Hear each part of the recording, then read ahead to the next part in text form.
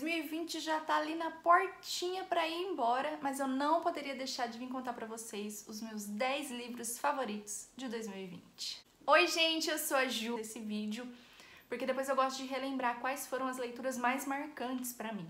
Mas mora mais com o marido e com a filha, e ela desenvolveu ali um hobby que é espiar os vizinhos, né, as casas da vizinhança com um binóculo. Então, além dela beber muito vinho, deixa ela totalmente aterrorizada e a partir daí que a história desenrola. A Ana, ela liga para a polícia que nós não temos certeza do que está acontecendo e acompanhando a vida da Ana, a gente percebe que ela faz um uso muito grande de álcool e isso pode atrapalhar, sim, né, a noção dela das coisas, do que realmente está acontecendo e do que não está acontecendo. É um que a gente conhece a Tiff e o Leon. A Tiff, ela acabou de terminar um relacionamento e ela morava na casa desse namorado, então ela precisa sair. Porém, o trabalho dela não dá um retorno financeiro suficiente para ela alugar um lugar só para ela. Procurando no jornal, ela encontra um lugar peculiar. O Leon precisa de alguém para dividir o aluguel do apartamento, porém ele tem apenas um quarto e trabalham em horários totalmente diferentes e eles praticamente não vão se encontrar nunca.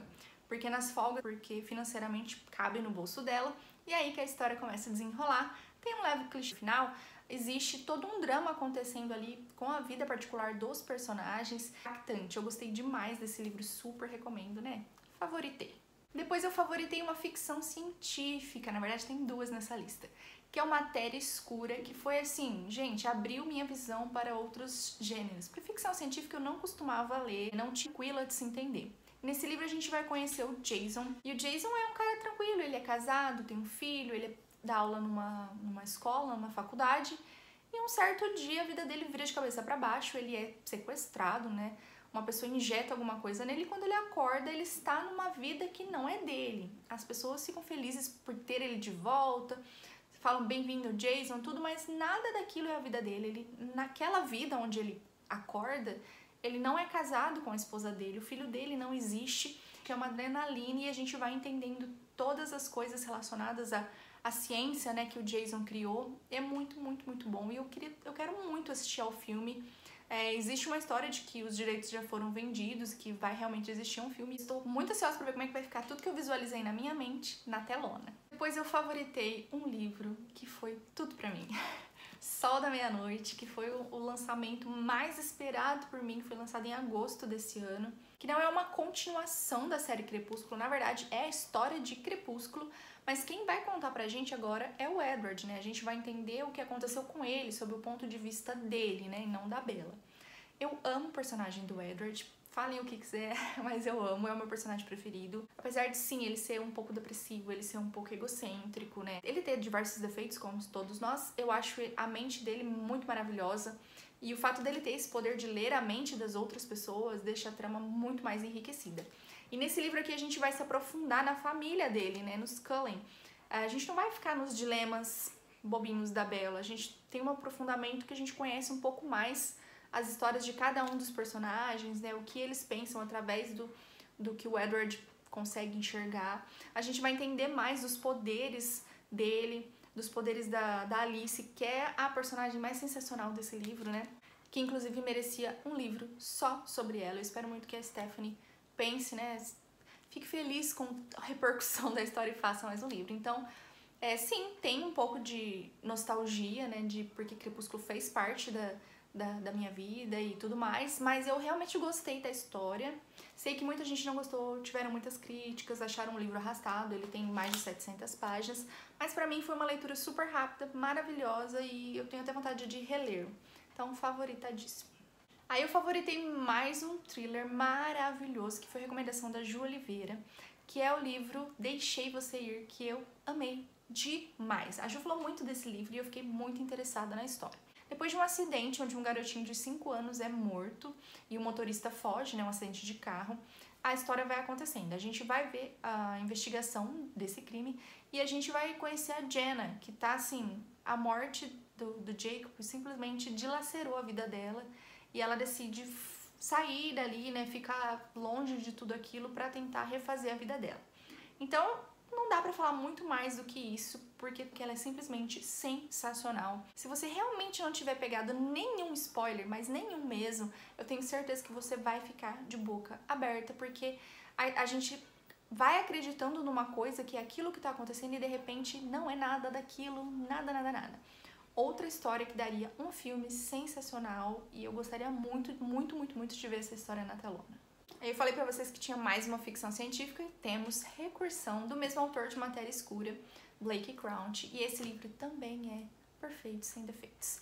Aqui a gente vai conhecer o policial Barry Sutton, e ele está investigando diversos suicídios que têm acontecido na cidade devido a uma doença chamada Síndrome das Falsas Memórias. O que acontece? A pessoa num belo dia acorda e ela começa a ter lembranças de uma vida que nunca existiu, lembranças assim muito reais de toda uma vida, né, que ela teve paralela ao que ela tá vivendo naquele momento. Então a pessoa começa a ficar muito surtada. E durante essa investigação, o Barry vai perceber que não é uma doença assim tão simples. E em meio a isso tudo, ele vai conhecer a doutora Helena, que tá passando por grandes problemas devido a uma invenção que ela fez, que ela achou que fosse salvar vidas, mas que deu um pouco errado.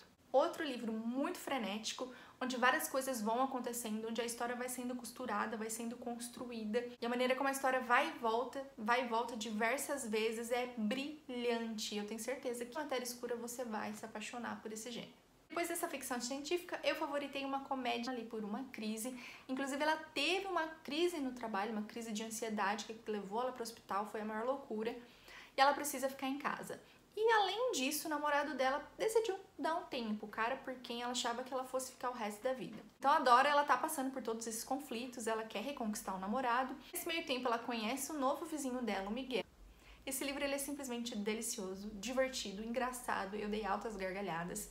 Tem um romance lindo, mas tem também uma autodescoberta da personagem sobre quem ela é, sobre o que ela quer. Então eu acho muito válido quando sim a gente tem um romance lindo, a gente tem muita diversão, mas existe uma mensagem ainda mais importante, né? E eu gosto bastante de favoritos. Foi um livro que me destruiu, assim, vamos pôr assim, que acabou comigo mais de uma maneira impactante e se tornou, assim, memorável, que foi Kindred, que também já falei diversas vezes, da Octavia Butler. E nesse livro aqui a gente conhece a Dana, que no aniversário de 26 anos, ela tá na casa dela, abrindo caixas, que ela acabou de se mudar. Ela tem uma tontura quando ela fecha os olhos. E depois que ela salva esse menininho, ela volta pro apartamento dela completamente encharcada. O marido dela não está doido, não é uma coisa da cabeça dela. E isso volta a acontecer diversas vezes. Na verdade, a Dana tá fazendo uma viagem no tempo. E ela volta pra 1800 alguma coisa numa Ejus, né? E entender um pouquinho do tanto que os negros sofreram e ainda sofrem, né? E até teria muito pra falar desse livro. A narrativa é maravilhosa, envolvente, você sente na pele tudo que tá acontecendo. 2020 foi a troca, que sem dúvida foi assim pra fechar mesmo com chave de ouro a minha história, mas eu fiquei simplesmente apaixonada demais, demais, demais. O tanto demora, ela tem um trabalho super importante e tal, mas ela tá passando por uma crise de ansiedade. Ela precisa se afastar um pouco do trabalho, ela é afastada durante 2 meses pra dar uma desacelerada, pra se cuidar e pra voltar bem pro trabalho. Mas a Lena, ela vive pro trabalho, e a única coisa que ela consegue pensar é no trabalho. E a Eileen é uma senhora de 79 anos, extremamente jovial, que se separou do marido por conta de uma traição e ela tá decidida a viver um novo amor, ela quer viver novos ares. A Lena, ela não gosta de voltar muito pra cidade da avó, apesar dela ter um ótimo relacionamento com a avó, porque ela não tem um bom relacionamento com a mãe, devido a toda uma questão que aconteceu ali, que eu acho legal vocês irem vivenciando lendo, né? Não contar pra vocês. Mas aí o que acontece? Elas decidem trocar de vida durante esses 2 meses. A Lena vai ficar vivendo na casa da avó, cuidando das coisas da avó, dos projetos da avó. E a Eileen vai pra Londres, né, que é onde a Lena mora, pra conhecer um possível amor, né, num site de encontro. A outra é simplesmente sensacional, tem bastante humor. Os personagens, eles são incríveis. E a Eileen vai conviver com jovens, que eram os colegas de quarto da Lena. Gente, sim, não sei nem o que falar sobre esse livro. Leiam, que é simplesmente maravilhoso. E esse é muito bom, que essa vacina realmente chegue aqui no Brasil, né? Que apesar de tudo a gente consiga prosperidade, que seja um ano mais leve. Que Deus abençoe a todos vocês e vamos aí para 2021. Vamos crescer, vamos trabalhar e vai dar tudo certo, né? Não percam a fé, não percam as esperanças. Um super beijo para todos vocês, fiquem com Deus e até o ano que vem.